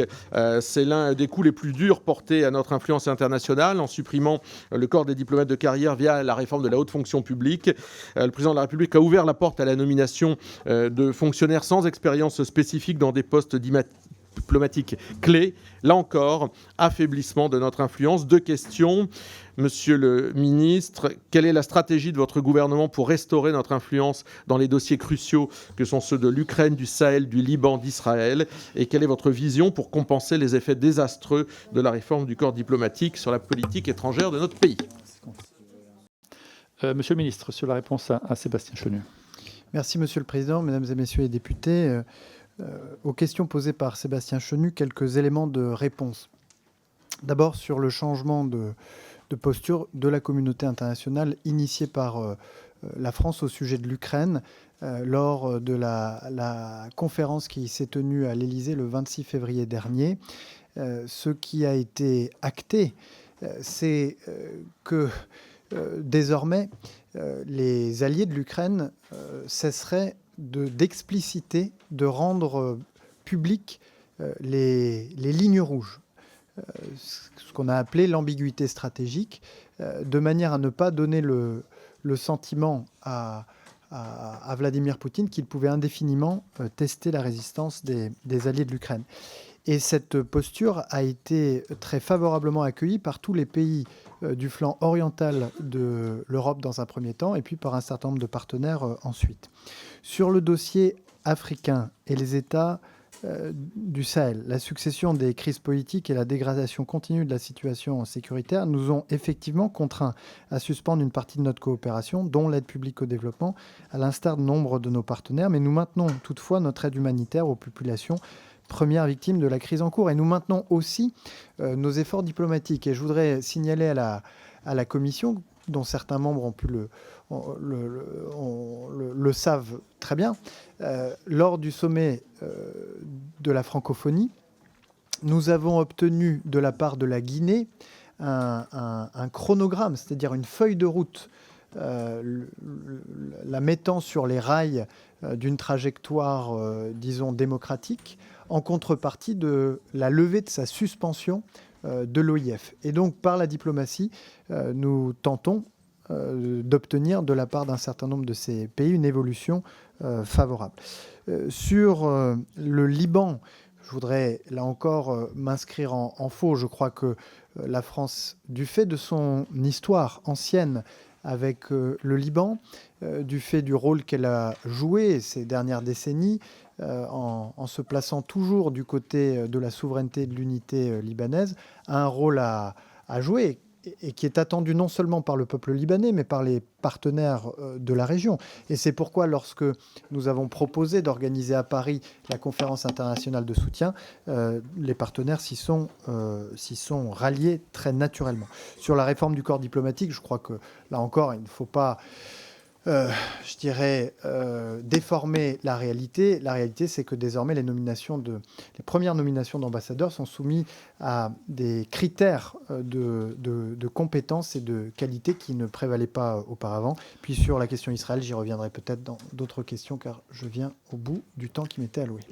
Merci, Monsieur le ministre. Peut-être pour la présidente Panot et pour Madame Lacrafi, Monsieur Herbillon étant là depuis un petit moment et ayant un rendez-vous impératif, si vous êtes OK avec ça, je propose s'il n'y a pas de motion de rejet sur cette proposition de fluidité, Michel Herbillon, à une condition, c'est que vous respectiez les 2 minutes 30, ce qui n'est pas toujours le cas.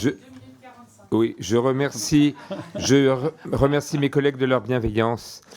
Monsieur le ministre, Monsieur le Président, Monsieur le ministre, je vous remercie de votre présence devant notre commission aujourd'hui dans un contexte international particulièrement tendu et nous avoir fait part de votre analyse de la situation depuis votre nomination.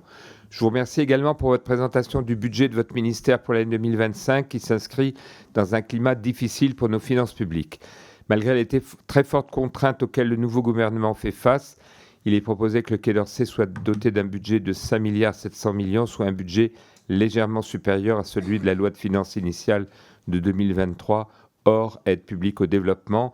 Aussi, il est proposé la création de 75 ETP supplémentaires et je veux vraiment saluer et soutenir ce choix dans un moment où notre diplomatie ne peut s'affaiblir. Et je veux saisir cette occasion pour saluer les agents du ministère et des opérateurs, ceux qui représentent près de 20 000 EPT.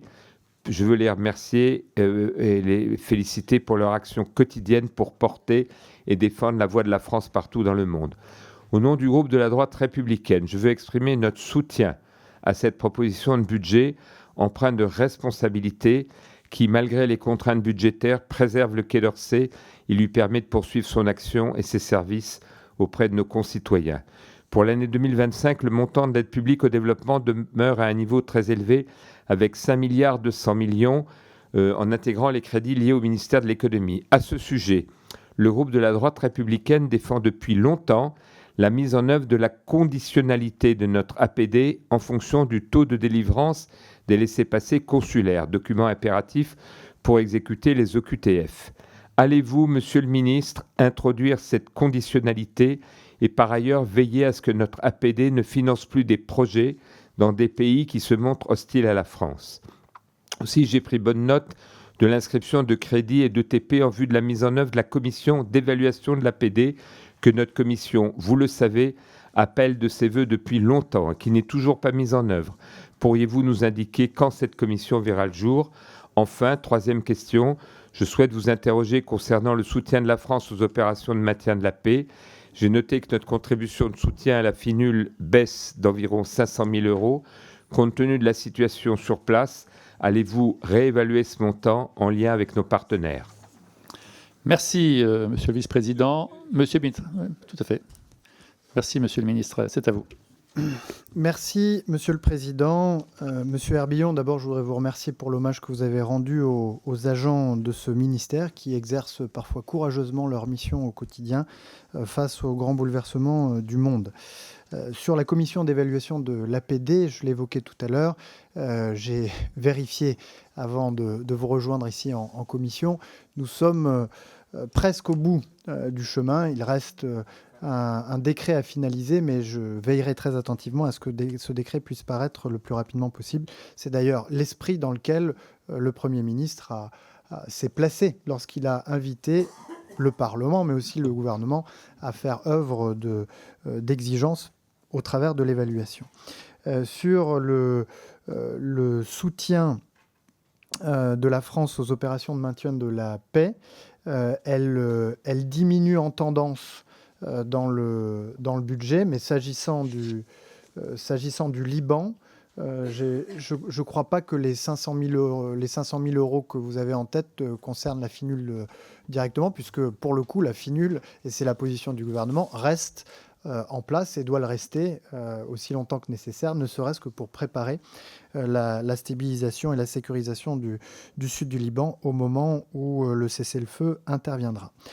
S'agissant ensuite des liens entre notre politique migratoire et notre politique d'aide au développement, les conclusions du Conseil présidentiel du développement et du Comité interministériel de la coopération internationale et du développement, le CICID de 2023, consacrent la lutte contre l'immigration irrégulière et les filières clandestines comme l'un des 10 objectifs prioritaires de notre politique d'investissement solidaire et durable. Alors, là-dessus, plusieurs remarques. Je veillerai, que ce soit sur le levier aide publique au développement ou tous les autres leviers sur lesquels le ministère a un regard, que ce soit la question des relations commerciales, la relation de notre politique consulaire, de faire en sorte que cette attente, cette préoccupation majeure des Français soit dûment prise en compte. Je voudrais simplement partager quelques points de vigilance. Le premier, c'est que s'agissant de l'aide publique au développement, nous aurons peut-être à l'avenir, et je sais qu'il y a d'autres questions liées à celle-là, et notamment celle de la participation des entreprises françaises aux projets financés par l'AFD. Comme vous le savez, l'aide publique au développement est par nature inconditionnelle, ce qui fait que lorsque l'OCDE comptabilise la part de notre budget en proportion du PIB que nous consacrons à l'aide publique au développement, dès que nous lions de l'aide publique au développement à la participation d'entreprises françaises, à des objectifs en matière de réadmission par exemple, l'OCDE cesse de considérer cette aide publique au développement comme une aide publique au développement, et ce qui nous éloigne de nos objectifs. Je le dis simplement parce que c'est de la comptabilité, mais c'est de la comptabilité avec une dimension politique. Ensuite, il faut approcher ces questions, et notamment pour obtenir le maximum d'efficacité sur les questions de réadmission, d'une manière partenariale englobant l'ensemble des dimensions et l'ensemble des leviers dont nous disposons. Pourquoi ? Parce que si nous le faisons de manière trop, je dirais, bête et méchante, comme ça a pu être le cas par le passé avec la politique des visas, on voit bien qu'elle peut être soit contournée en passant par d'autres pays européens, ou qu'elle peut être vécue de manière, je dirais, négative par les pays en question qui, au lieu de coopérer, se mettent à se braquer. Mais comptez sur nous pour mettre à profit tous les instruments à notre disposition pour répondre à cette préoccupation forte des Français. Merci, Monsieur le Ministre. La parole est à Amélia Lacrafi pour Ensemble pour la République. Merci, Monsieur le Président, et merci, Monsieur le Ministre, d'être présent et de répondre présent dans cette commission. Nos compatriotes établis au Liban, tout comme les Libanais, vivent, comme vous le savez, une situation des plus anxiogènes, plus qu'aucun endroit du pays du Cèdre ne semble désormais plus épargné par les frappes, à chaque fois plus meurtrières, qu'il s'agisse du centre de Beyrouth ou du nord du pays. Même la FINUL, qui compte, je le rappelle, 700 Français, se trouve mise en danger, ce qui en dit très long. Monsieur le ministre, je souhaite saluer ici, moi aussi, les équipes de notre poste diplomatique et du consulat général à Beyrouth qui sont pleinement mobilisées pour répondre au mieux à la situation et aux détresses de nos compatriotes sur place. Je salue le fait que vous soyez, dès votre nomination, saisis de ce dossier. De même que je salue la présence de la semaine dernière de notre ministre déléguée, Madame Sophie Primas, à l'arrivée des ressortissants français, ce qui a été très apprécié. Je salue enfin le travail exceptionnel du centre de crise et de soutien de votre ministère, dont la mobilisation est absolument admirable. Et je pense qu'on les saluera jamais assez. Monsieur le ministre, la situation est bien sûr évolutive et il est entendu qu'on ne peut peut-être pas tout rendre public. Mais pour rassurer nos compatriotes établis au Liban, que pouvez-vous nous dire ici du dispositif mobilisé actuellement pour leur venir en aide en cas d'escalade supplémentaire ? Par ailleurs, je le dis souvent, mais dans ce genre de circonscription, c'est dans ce genre de circonscription qu'on peut se féliciter des moyens humains et matériels mis en place par la France pour protéger ses ressortissants. C'est tout à fait unique et cela nous honore. Dans la situation budgétaire actuelle aussi, votre ministère va bien entendu contribuer à l'effort de maîtrise des comptes publics. Toutefois, il a été plus que tous les autres ministères contributeurs et a diminué depuis plus de 20 ans Et aujourd'hui, c'est vrai que c'est plus acceptable. On dit souvent que le ministère est à l'os. Et je félicite aussi que nous continuions de créer des postes. Et ces 75 postes supplémentaires sont très utiles. Et nous allons batailler ensemble pour arriver aux 150 prévus initialement. Je me félicite à la lecture des premiers éléments dont nous disposions que le prochain PLF assure quand même cette trajectoire d'augmentation des équivalents temps plein. Je souhaite aussi vous interroger sur la répartition prévisionnelle de ces créations de postes, en particulier en ce qui concerne le réseau consulaire aussi, et le centre de crise qui a aussi, je pense, besoin de suppléments d'ETP. Enfin, Monsieur le ministre, si vous pouviez remettre dans leur contexte ce qui a été dit par le président de la République au Conseil des ministres, qui a été relayé par un grand média français, les propos du président concernant la décision des Nations Unies de la création de l'État d'Israël en novembre 1947, qui semble faire grand bruit. Merci beaucoup. Merci beaucoup, Monsieur le ministre. C'est à vous pour 2 minutes 30. Merci, Monsieur le Président. Madame la députée, je vais commencer par votre dernière question en rappelant que les propos du Président de la République au Conseil des ministres s'inscrivaient dans un propos général rappelant l'importance pour Israël, comme pour tous les pays, de respecter la Charte des Nations Unies, le droit international et le droit international humanitaire. J'en viens ensuite à vos autres questions, mais avant ça, permettez-moi de vous saluer à mon tour. Et avec vous, les députés des Français établis à l'étranger et qui, dans vos circonscriptions, êtes témoins de crises majeures et acteurs de notre soutien collectif à nos ressortissants. C'est vrai aujourd'hui au Liban, et les représentants de la communauté française que j'ai rencontrés là-bas ont salué votre pleine mobilisation. C'est vrai en Ukraine, Frédéric Petit, c'est vrai au Venezuela, Éléonore Carrois, c'est vrai dans d'autres régions du monde où les parlementaires jouent un rôle important. Le centre de crise est mobilisé en lien étroit avec l'ambassade et suit l'évolution de la situation d'heure en heure. À ce jour, ce sont environ, même si ce sont des chiffres difficiles à établir, 3000 de nos compatriotes établis au Liban qui ont regagné la France, dont plus de 350 ont bénéficié d'une assistance au retour de la part de l'ambassade en lien avec le centre de crise, soit via des réservations de vol ou de places auprès de la compagnie nationale libanaise, soit avec des vols affrétés par nos soins ou par nos partenaires. Une ligne, je dirais une réponse téléphonique 24 heures sur 24 et 7 jours sur 7 a été mise en place, qui sollicite beaucoup les agents à Beyrouth comme à Paris. Et des renforts de personnel ont été envoyés sur place pour soutenir l'effort de ce poste, qui est l'un des principaux dans le monde pour nous. Voilà pour les dispositifs. Évidemment,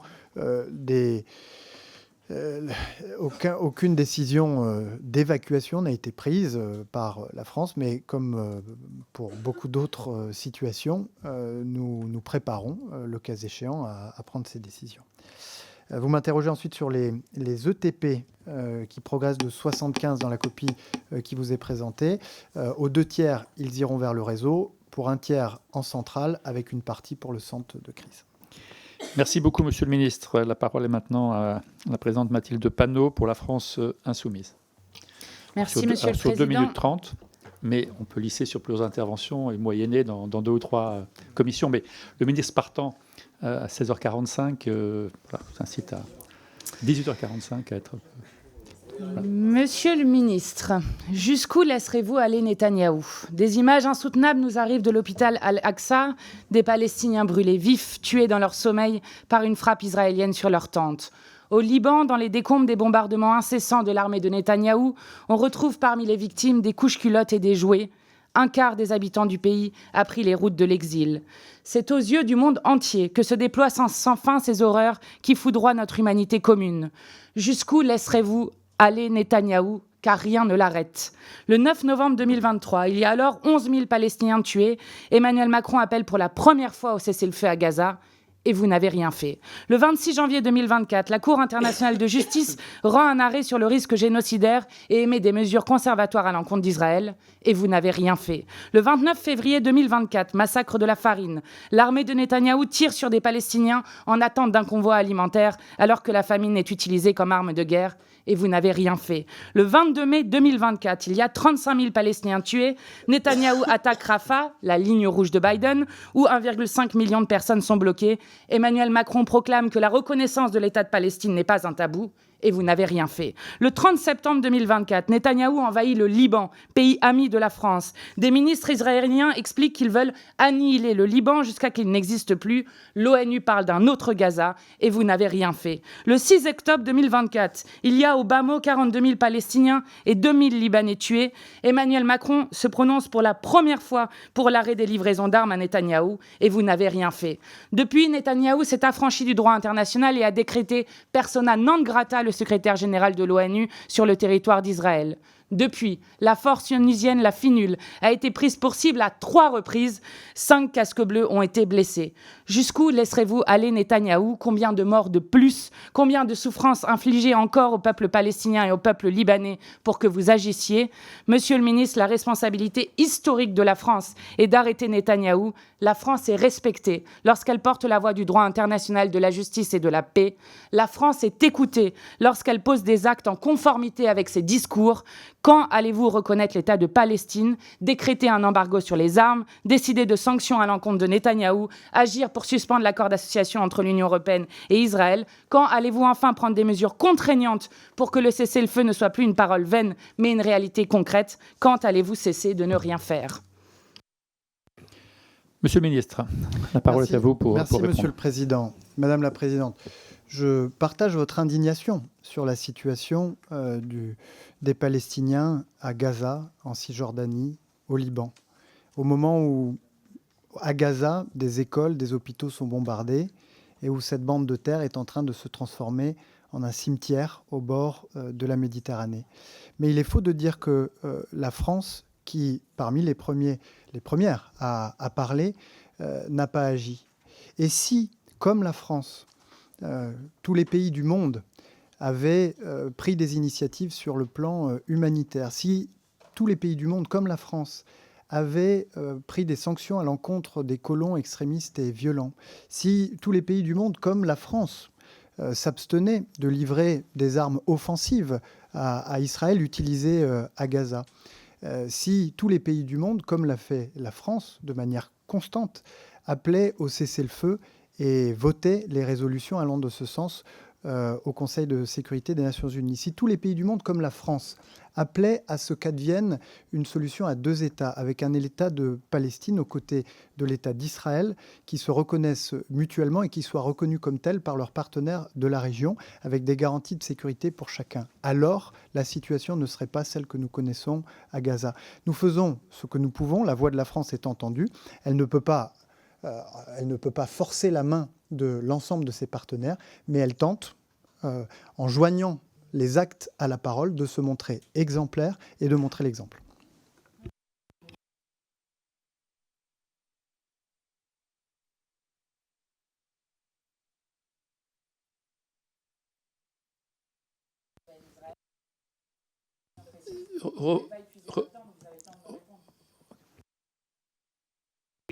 Si le Président m'autorise à reprendre la parole.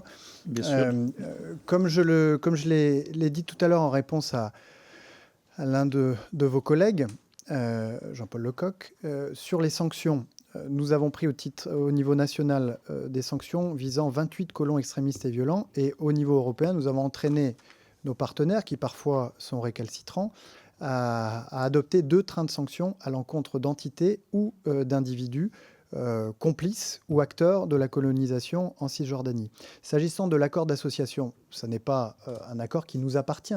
Josep Borrell, le représentant pour la politique extérieure, a décidé d'en revoir les clauses et d'évaluer les violations de ces clauses par les parties, en particulier, évidemment, par Israël, le cas échéant. Et nous attendons cette évaluation de la part de Josep Borrell. S'agissant des armes, vous connaissez la position de la France. Et s'agissant de la reconnaissance, l'objectif qui est le nôtre, c'est d'en faire une question collective et mutuelle, de manière à ce que lorsque la France prendra cette décision, elle entraîne dans son sillage un grand nombre d'autres pays qui reconnaîtront l'État de Palestine et entraîneront des pays qui reconnaîtront également l'existence d'Israël et seront prêts à lui offrir des garanties de sécurité. Notre objectif, c'est bien d'amener la sécurité et la paix durablement dans cette région. Merci, Monsieur le ministre. La parole à présent pour le groupe socialiste et apparenté est à Pierre Pribetich. Monsieur le ministre, pas de politique étrangère sans moyens de puissance, sans crédibilité des dirigeants pour se projeter, pour projeter notre influence, pour promouvoir l'Europe. Une diplomatie efficace, vous le savez, repose sur un pays puissant, une forte cohésion sociale, des finances publiques saines, alors que le quoi qu'il en coûte nous confronte à une alternative douloureuse, soit une thérapie de choc, soit la menace de la tutelle du FMI. Une armée capable, mais surtout un corps diplomatique puissant, alors que sa suppression a affaibli le Quai d'Orsay, le livrant au fait du prince, là où il faisait la fierté et le renom de la France. Mais plus grave, c'est l'oscillation perpétuelle de la France, de la diplomatie française, dont le président de la République reste et demeure le seul responsable. Oscillation en Ukraine, après avoir témoigné d'une complaisance inouïe, le seul à dialoguer avec Poutine durant des mois et des mois après l'invasion de l'Ukraine. Emmanuel Macron a basculé dans un autre État, un interventionnisme échevelé, débridé, allant jusqu'à même proposer l'envoi de troupes au sol, prenant même Zelensky, alors que notre aide militaire reste moribonde. Oscillation au Moyen-Orient, provoquant un tollé en Israël en appelant un boycott international des livraisons d'armes à Israël. La veille de la commémoration du massacre du 7 octobre, le même Emmanuel Macron qui proposait il y a un an de former une coalition internationale pour lutter contre l'organisation terroriste du Hamas qui continue après les viols, les massacres d'innocents, de détenir 97 otages, hésitant sur une reconnaissance immédiate de la Palestine qui pleure ses trop nombreuses 41 000 victimes innocentes. L'Espagne ouvrant la voie, la France étant à la traîne. Doute face au choix opéré en Afrique de l'Ouest, où l'on se détourne de la France pour se précipiter dans les bras de la Russie et de la Chine. Doute face à notre position sur l'Europe, censée être le phare de son action, mise en scène par le discours de la Sorbonne, qui se matérialise par l'abandon en race campagne de Thierry Breton de notre position européenne face à la vision d'Ursula von der Leyen.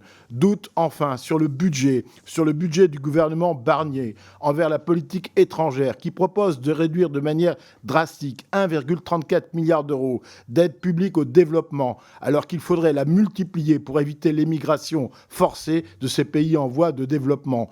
Doute sur notre réaction face aux manœuvres de la Chine encerclant Taïwan, préfigurant une invasion face à la catastrophe humanitaire du Soudan. Faut-il vous évoquer la trop longue liste des foyers de tension ? Que comptez-vous, Monsieur le ministre, impulser comme politique pour redonner de la cohérence, que l'action extérieure de la France soit visible, lisible, compréhensible, et non incompréhensible, illisible, donc invisible. Je me permets, au nom du vice-président Dana David, de dire: peut-on compter sur votre détermination pour sanctuariser le budget de France Médias Monde ?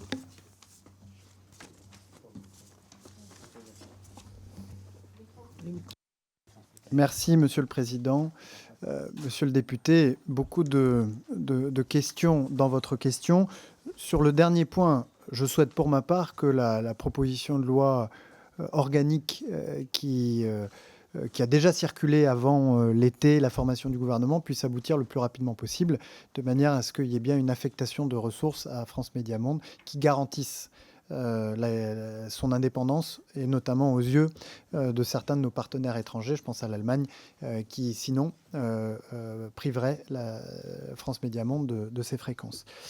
Sur le budget, je vous dire que je me réjouis que le budget du ministère soit en baisse, ça serait évidemment un mensonge.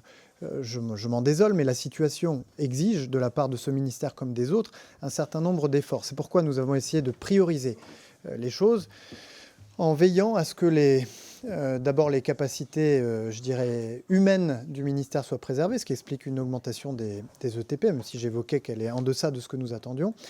Préservation des moyens de transformation du ministère, de modernisation de nos services consulaires, de préservation des outils de la diplomatie d'influence. Mais ça signifie effectivement un effort demandé au programme 209, c'est-à-dire à l'aide publique au développement, avec des priorisations à faire. Et comme je disais au Président, je compte vous associer à cette réflexion, à ce travail. J'aurais peut-être pas le temps de répondre à toutes les questions, mais ou à toutes les remarques que vous avez faites sur l'oscillation. Je crois que, vous savez, c'est vrai que la voix de la France est souvent et régulièrement attaquée. C'est le cas aujourd'hui au Proche-Orient. Mais pour moi, elle est fidèle à ce qu'elle a toujours été. Et la France pleure les victimes civiles, quelles qu'elles soient. Et la France pleure les victimes du 7 octobre. La France pleure les victimes civiles, les innocents, les femmes et les enfants qui aujourd'hui meurent à Gaza. Et sur l'embargo que vous évoquez d'Israël, le président de la République n'a jamais dit qu'il fallait faire un embargo sur les armes ou qu'il fallait désarmer Israël. Ce qu'a dit le président de la République, c'est la France est indéfectiblement attachée à la sécurité d'Israël. Elle mobilise ses moyens militaires lorsqu'Israël est ciblé par une attaque balistique iranienne. Elle est en première ligne des efforts internationaux lorsque la sécurité d'Israël est menacée par le programme nucléaire iranien. Mais elle appelle au cessez-le-feu parce que dans l'intérêt de la sécurité d'Israël, aujourd'hui, le recours à la force doit céder la place au recours à la diplomatie et au dialogue. Et quand on appelle au cessez-le-feu, justement, il faut joindre les actes à la parole, pour reprendre la discussion précédente avec Mme Panot, et donc s'abstenir de livrer des armes offensives aux belligérants. Merci, Monsieur le Ministre. Il reste 2 orateurs pour les groupes et je pense que vu le format, ça va être assez difficile ensuite de passer la parole. On va essayer, mais tout dépend de la capacité du ministre à rester un petit peu plus ou pas. La parole à présent est à Sabrina Sebahi pour le groupe écologiste et social. Merci, Monsieur le Ministre. Je vais rejoindre les interrogations de ma collègue Mathilde Panot. Dimanche soir, nous avons assisté en direct sur les réseaux sociaux à l'assassinat de Palestiniens brûlant vifs sous les bombardements israéliens dans la cour de l'hôpital Al-Aqsa. Depuis plusieurs mois, nous sommes nombreux et nombreuses à assister au génocide des Palestiniens ciblés sans relâche, y compris dans les zones humanitaires prétendument déclarées sûres par Israël.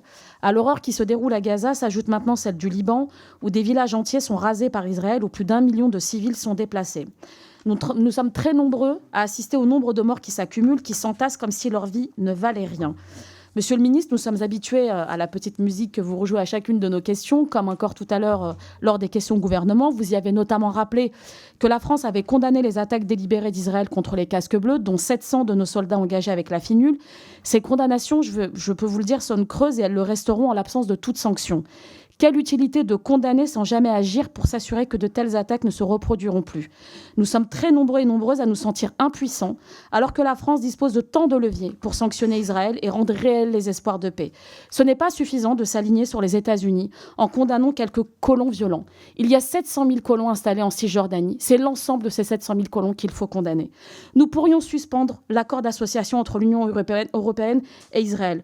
Vous avez évoqué Borrell, mais moi, ce qui m'intéresse, c'est de savoir comment se positionne la France. Est-ce que nous sommes moteurs pour aller sur la suspension de ces accords? Nous pourrions interdire l'importation des produits issus des colonies, instaurer un embargo sur les ventes d'équipements militaires et de biens civils à double usage. Nous pourrions permettre à la France de retrouver une voix forte sur le sujet, de faire de la paix une réalité, mais pour cela, nous devons être justes et fermes. Monsieur le ministre, je pense à nos 2 compatriotes morts au Liban sous les frappes israéliennes. Je pense aux 2 otages français encore en captivité aux mains du Hamas. Je pense à l'ensemble des victimes, civiles, palestiniennes, israéliennes et libanaises. Mais je crains que toutes nos pensées ne restent vaines tant que la France ne se résoudra pas à prendre des sanctions. Et c'est avec le plus grand des sérieux que je me demande quelle ligne rouge la France s'est-elle fixée vis-à-vis d'Israël? Existe-t-il un quelconque seuil à partir duquel le Quai d'Orsay se décidera à prendre des sanctions? Ou allons-nous simplement continuer à nous habituer à l'horreur des morts et de la guerre en attendant qu'Israël accepte un cessez-le-feu? Merci beaucoup pour votre intervention. Monsieur le ministre. Merci, Monsieur le Président. Et Madame la députée, je vais être contraint de revenir aux réponses que j'ai apportées à Madame Panot. Nous avons pris un certain nombre de décisions, s'agissant notamment des sanctions, d'une part à notre niveau, puisque nous étions souverains et nous pouvions le faire par nous-mêmes, avec la désignation et les sanctions visant 28 individus considérés comme des colons, violents ou extrémistes. Et nous avons ensuite déployé une forte énergie pour convaincre un certain nombre de nos partenaires européens d'adopter 2 trains de sanctions à l'encontre d'entités ou d'individus s'étant rendus coupables ou complices de colonisation violente. Nous avons déployé depuis 3 jours une énergie, il faut quand même se le dire, pour convaincre nos partenaires, je ne les citerai pas, mais parmi les plus importants dans cette crise au Moyen-Orient, de la nécessité absolue de dénoncer, de condamner sans aucune espèce de réserve et d'ambiguïté les tirs essuyés par les contingents de la FINUL au Liban. Nous l'avons obtenu au Conseil des affaires étrangères de l'Union européenne, mais ça n'a pas été facile. Et nous avons dû nous battre jusqu'au milieu de la nuit dernière pour l'obtenir de la part du Conseil de sécurité des Nations unies. Nous avons réclamé chaque semaine une réunion au Conseil de sécurité des Nations unies, une réunion d'urgence au sujet du Liban. Nous activons l'intégralité des leviers dont nous disposons en propre, de nos droits comme membre membre permanent du Conseil de sécurité des Nations unies, comme membre du Conseil de l'Union européenne. Et les mesures que nous pouvions prendre à titre bilatéral, nous les avons prises, mais nous examinons en permanence, et nous actualisons cette analyse, toutes les mesures dont que nous avons à notre disposition pour faire pression sur Israël, parce que nous considérons qu'aujourd'hui, les opérations militaires d'Israël à Gaza comme au Liban sont non seulement, pour certaines d'entre elles, en violation manifeste du droit international humanitaire, mais qu'elles mettent en cause la sécurité d'Israël durablement. Merci, Monsieur le ministre. La parole pour le groupe démocrate à Frédéric Petit. Merci, Monsieur le Président. Monsieur le ministre, je voudrais revenir sur des questions budgétaires, sur la diplomatie culturelle et d'influence. Vous l'avez dit, effectivement, il y a une baisse faciale par rapport à la loi de finances initiale de 2024. Donc nous n'avons pas l'exécution, bien évidemment. Si nous repartons, et vous l'avez signalé, si nous repartons de l'exécuté 2023, nous sommes en hausse, y compris chez les opérateurs.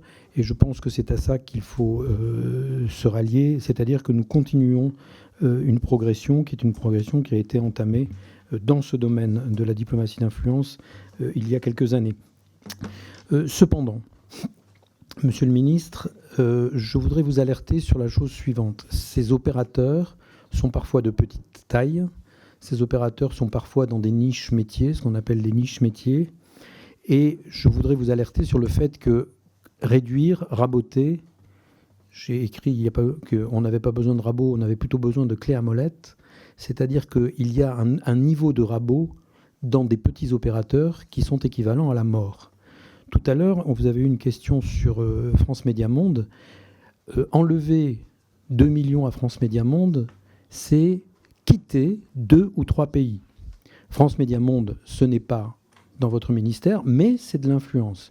Nous avons exactement le même problème dans énormément d'opérateurs qui, au maximum, pour les plus gros, utilisent 100, 200, 300 millions d'argent public et qui créent des effets de levier et des effets d'action énormes. Donc, la question, je voudrais vous alerter sur le fait que ces réductions, au bout d'un moment, ne sont plus viables et demandent de se retirer.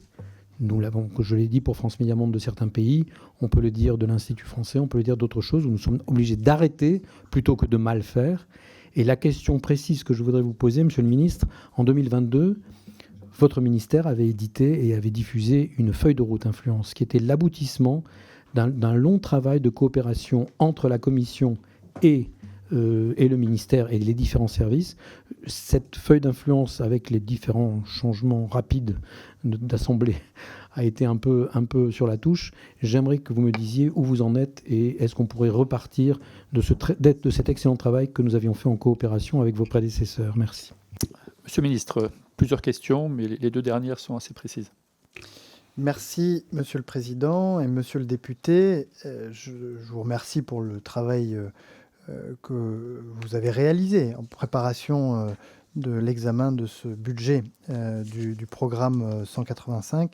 Et je vous remercie d'avoir rappelé que même si les crédits prévus sont moins élevés que ceux à quoi on aurait aimé s'attendre, ou on aurait pu s'attendre, ils restent en hausse par rapport à la situation de l'année 2021, par exemple, et ils opèrent une forme de priorisation, une hiérarchisation des priorités qui a conduit effectivement à solliciter les opérateurs Campus France et l'Institut français dès cette année à l'occasion des surgels pour permettre de préserver d'autres éléments constitutifs de cette diplomatie d'influence.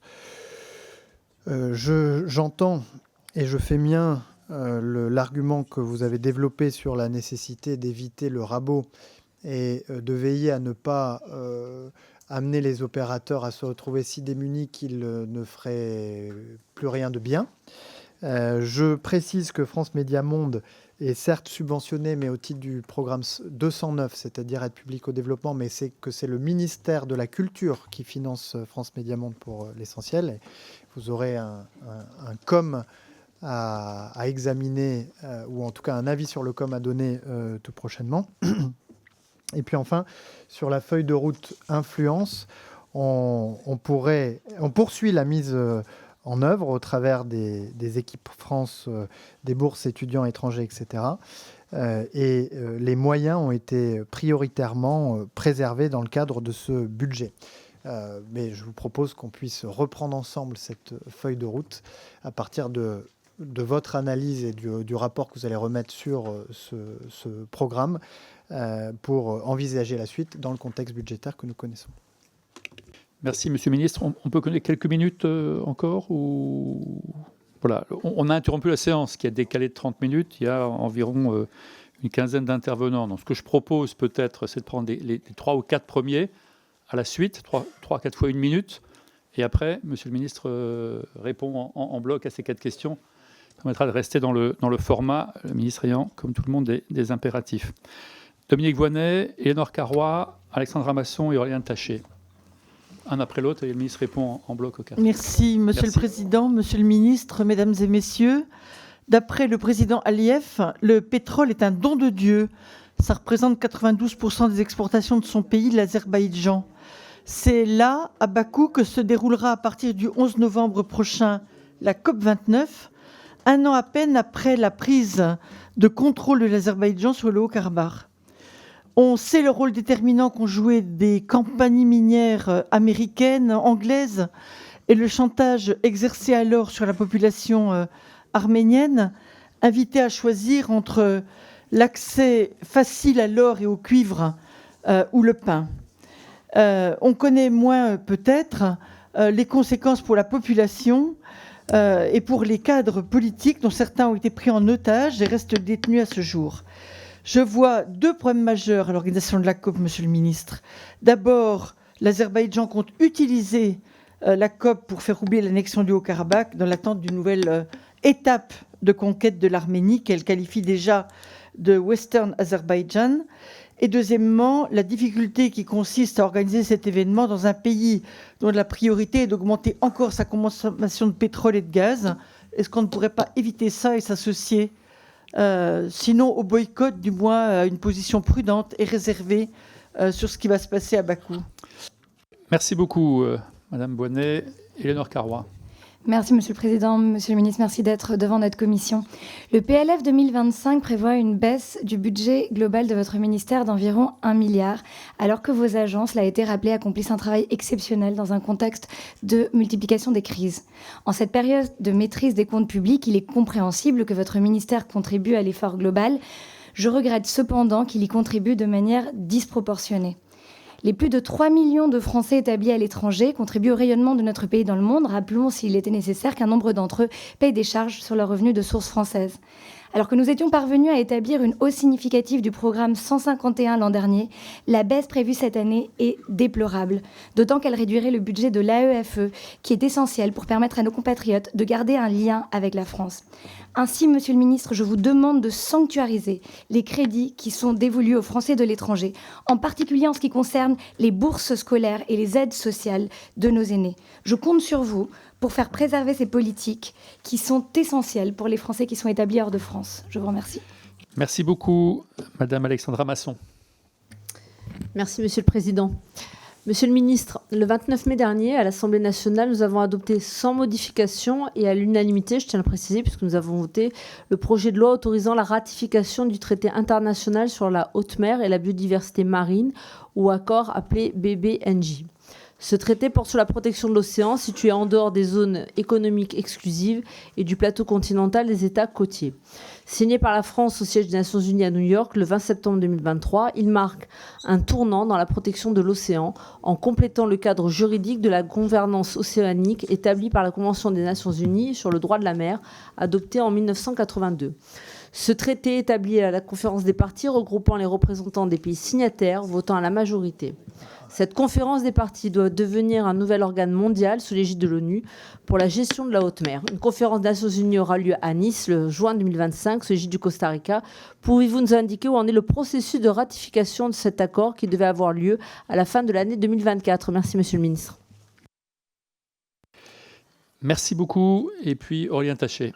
Merci, Monsieur le Président. Merci, Monsieur le Ministre. Moi, je voudrais vous interroger en un instant, Monsieur le Ministre, sur la situation et sur la position de la France par rapport à ce qui se passe en République démocratique du Congo. Vous avez dit dans votre propos liminaire que la médiation soutenait la médiation de l'Angola entre la République démocratique du Congo et le Rwanda, mais franchement, cette position est insuffisante. Il y a aujourd'hui 6 millions de morts dans la région du Nord Kivu, des millions d'autres qui sont déplacés. Il y avait un sommet international à Paris l'autre jour avec plus de 50 chefs d'État africains. Emmanuel Macron, le président de la République française, n'a pas été capable de mentionner le conflit entre la République démocratique du Congo et les milices du F-23 qui, comme vous le savez, sont soutenues par le Rwanda. Donc moi, je voudrais vous poser simplement cette question, Monsieur le Ministre. Aujourd'hui, des appels se multiplient partout à Kinshasa et en République démocratique du Congo pour que le Congo se retire de la francophonie, le plus grand pays francophone au monde. Quelle est la position de la France par rapport à ce conflit ? Est-ce que véritablement la France condamne le soutien du régime de Paul Kagame aux milices du M23 ? Et quelles actions envisage la France face à ce conflit terrible qui, encore une fois, je l'ai rappelé, a fait des millions de morts et encore plus de déplacés ? Merci. Merci beaucoup, Monsieur le Ministre. Merci, Monsieur le Président. Mesdames et Messieurs les députés, sur la question de Madame Voynet sur l'Azerbaïdjan, la COP29. Ce que nous essayons de susciter, même si, comme vous le savez, la France se tient si fermement aux côtés de l'Arménie, qu'elle n'est pas forcément aujourd'hui la mieux placée pour jouer les médiateurs. Mais ce que nous voulons essayer d'obtenir, c'est que d'ici la COP29, le traité de paix entre l'Arménie et l'Azerbaïdjan, dont un certain nombre d'éléments ont été agréés par les deux parties, puisse être signé.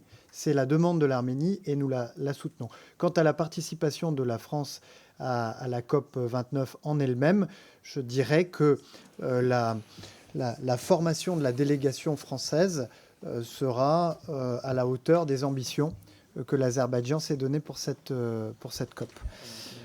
S'agissant de la question d'Éléonore Carrois, vous évoquez le programme 185, le programme 151, en évoquant aussi l'AEFE et donc le programme 185. Il est vrai que si je reviens au 151 qui concerne les Français à l'étranger, les affaires consulaires, le choix qui a été retenu, étant donné les contraintes qui sont les nôtres, est de prioriser les services aux Français établis hors de France et les projets de modernisation du ministère, s'agissant du registre électronique, des modalités de vote de l'Assemblée des Français de l'étranger également, que par conséquent, le budget à ce stade prévu pour ce qu'on appelle les affaires sociales et les aides à la scolarité est un peu en deçà de ce qu'on aurait pu le souhaiter. Et je ne doute pas que nous aurons à débattre d'amendements qui viendront inévitablement sur ce sujet. Sur la question de Madame Masson sur BNJJ, ce sont à ce stade... Ah, alors j'ai pas exactement le nombre de pays qui l'ont ratifié. La bonne... 15 qui l'auraient ratifié. Merci Madame Carrois. Ce que je peux vous dire, c'est que le Costa Rica, qui va co-présider la conférence à Nice à nos côtés, est à 2 doigts de le faire, ce qui est plutôt une bonne nouvelle s'agissant du pays qui co-présidera. Et chaque fois que nous le pouvons, par tous les canaux diplomatiques, nous encourageons nos partenaires et les participants à ce sommet de ratifier le plus rapidement possible cette convention dans laquelle la France a joué un rôle très important. Quant à la question de M. Aurélien Taché, la crise des Grands Lacs est le conflit sur lequel le président de la République a consacré le plus de temps en marge du sommet de la francophonie. Il a rencontré successivement les présidents Tshisekedi et Kagame et leur a rappelé sans ambiguïté la position française, tout en se ralliant, si l'on peut dire, à l'effort de médiation qui est aujourd'hui mené par l'Angola. Nous sommes très préoccupés par la situation et je verrai pour ma part, ou j'échangerai pour ma part demain avec mon homologue congolaise. Merci beaucoup. Merci, Monsieur le Ministre. Vous êtes là depuis 3h30. L'interruption de séance a un peu décalé nos travaux. Et donc, forcément, ça crée des frustrations, j'en suis conscient. Mais à un moment, on a un cadre, on ne peut pas aller plus haut. Mais j'entends, mais on ne peut pas... Je reviendrai. On ne peut pas et faire l'interruption de séance et ensuite demander au ministre de déborder, lui, sur son agenda. À un moment, voilà. Il est là... Non, mais ça, c'est un autre sujet. On va négocier dès demain matin pour le faire revenir. Merci à toutes et à tous. Je suis désolé pour les frustrations que ça peut générer, parce qu'en plus, il y a un nombre de sujets très, très nombreux qui doivent être abordés. Mais on a quand même une séquence de 3h30, ce qui est assez rare quand même. 2h30, 16h30, 17h, 2h30. Voilà, 2h30, ce qui est quand même assez conséquent. On va interpeller le ministre pour qu'il revienne le plus vite possible. Merci. On se retrouve demain à 9h30. Merci.